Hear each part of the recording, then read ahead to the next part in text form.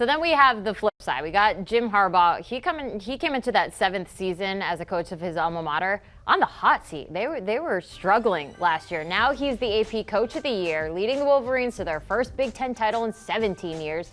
So what would an Orange Bowl victory mean for Harbaugh's legacy? It's such validation, Dennis, because you and I have sort of talked. We were talking in the car ride earlier this week. We talked on air some this week about where we were, just as Jenny mentioned there, this time last year.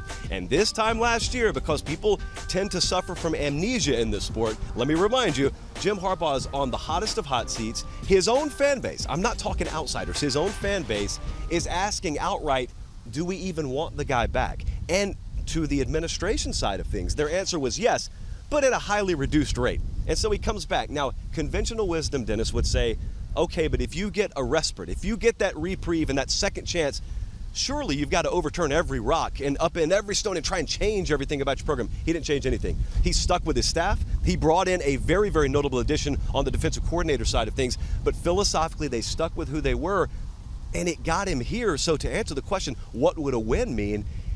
I know this sun's pretty bright on us. That win would shine 10 times brighter on us than this sun is shining on, if it were on Jim Harbaugh Friday night after a win, it would be such a feather in the cap of doing it his way as opposed to the way everyone else suggested he needed to. I don't know what higher being that Jim Harbaugh worships, but the second highest being is Bo Schembechler. Yeah.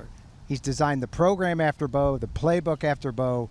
If he gets within a game of the national championship, he will be in position to do something Bo never did.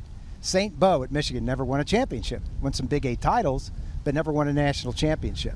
So if he gets to that point, at some point we'll talk about him, in the same breath as Bo. There's longevity issues there. He's only been there 7 years, but he's done it the Bo way. That locker room is team, and if you stay there, those who stay will be champions. I mentioned it. They're running the same plays they did 7 years ago on offense. Defensively, maybe a little different with Mike McDonald. I think that's the biggest change.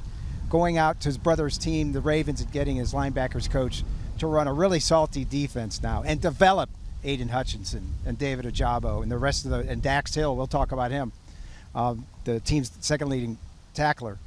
But yeah, a win would put him in that lofty status. What other coach has won a championship? The last in 1997 was Lloyd Carr. Right.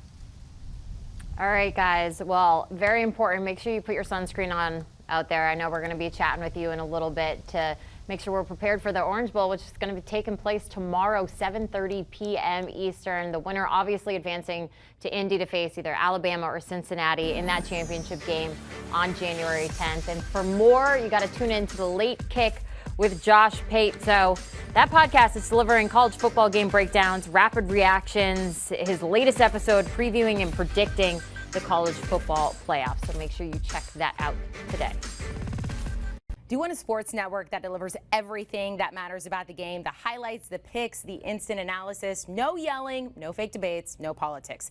Hit the subscribe button and never miss a moment.